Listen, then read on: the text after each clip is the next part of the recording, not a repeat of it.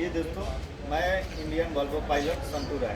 मैं आपको इस वोल्वो के फीचर्स के बारे में कुछ जानकारी देता हूँ। सबसे पहले गाड़ी का मॉडल है Volvo 420, medium height cabin, I shift gear box. अब आइए गेट खोलने का तरीका मैं आपको बताता हूँ। सबसे पहले गेट को पूरी तरह से ऐसे ओपन करेंगे, ठीक है। उसके बाद में हम इस दोनों हैंडल को पकड़ेंगे। हैंडल को पकड़ने के बाद ऐसे धीरे धीरे हम ऊपर चढ़ेंगे, ठीक है।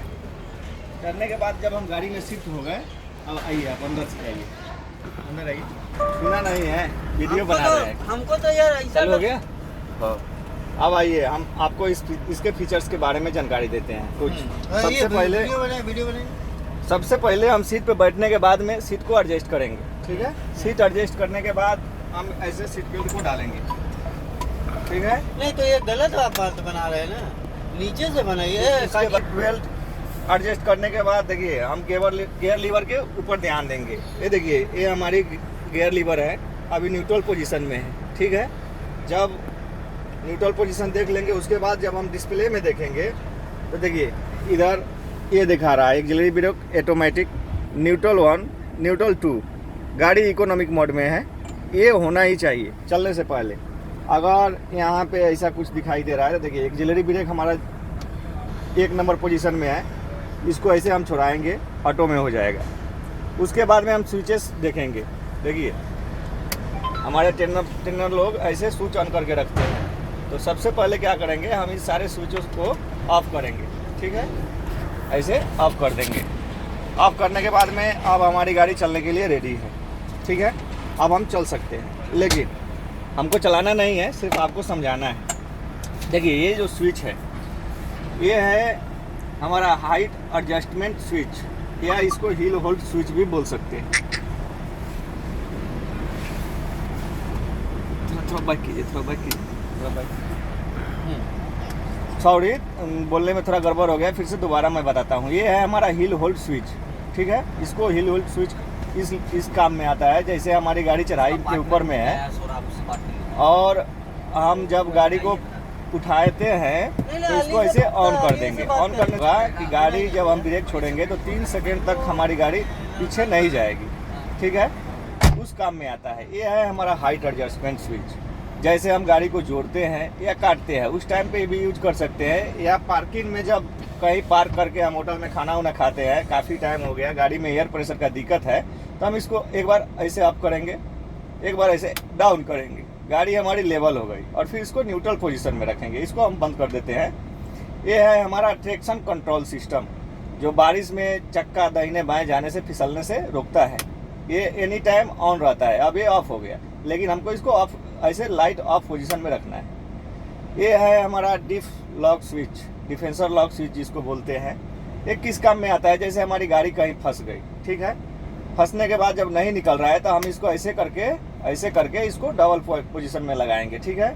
इसको लगाने के बाद हमको गाड़ी सीधा स्ट्रेट चलाना है, दाहिने बाएं नहीं कटना है, नहीं तो हमारा डिफेंसर कट सकता है।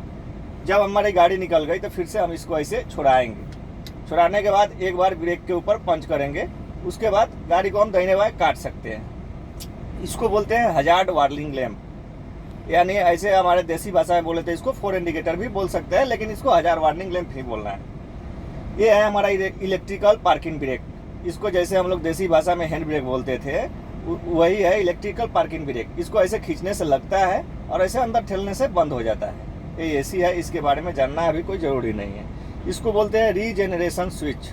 रीजेनरेशन स्विच में 3 स्टेप है, एक अप है, एक डाउन है और एक मिडिल में है। तो हमको न्यूट्रल पोजीशन में एनी टाइम रखना है। जब हमारे गाड़ी के डिस्प्ले में आएगा कि रीजेनरेशन इमीडिएटली, तभी हमको लोकेशन के हिसाब से इसको मतलब ऑन या ऑफ करना है, ठीक है।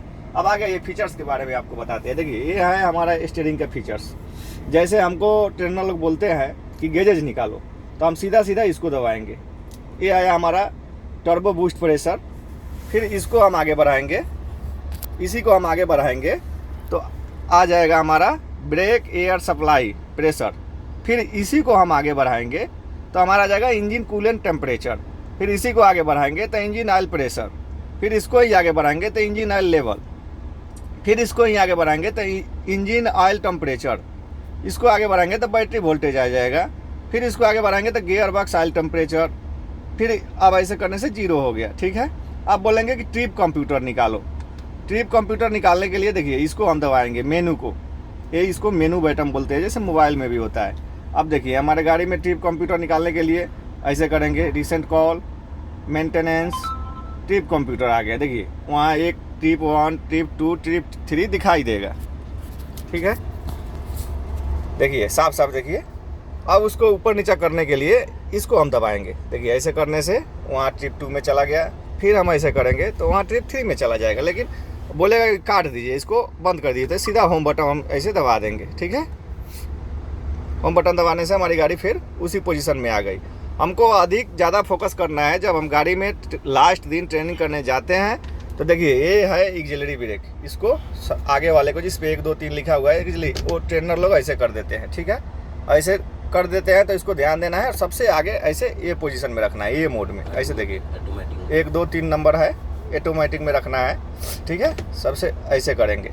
उसके बाद में एक गियर लीवर जो है आप देख ही रहे हैं, अब इसको ऐसे करेंगे तो हमारा ये देखिए ऑटोमेटिक में आ गया। ठीक है, उसके बाद में ऐसे कर देंगे ऊपर थोड़ा सा, ये मैनुअल में हो गया। ठीक है, मैनुअल में करने के बाद जब बोलेगा गियर चेंज करने के लिए तो यहाँ हमारा माइनस प्लस बटन है। देखिए यहाँ प्लस करेंगे, यहाँ माइनस करेंगे।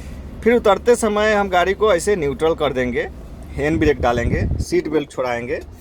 स्टीयरिंग को देखिए, स्टीयरिंग एडजस्टेबल है, ऐसे हम इसको ऊपर नीचा कर सकते हैं। ठीक है, अपने ज़रूरत के हिसाब से ऊपर नीचा कर लीजिएगा। बस इतना ही कुछ ट्रेनिंग में पूछा जाता है। Thank you.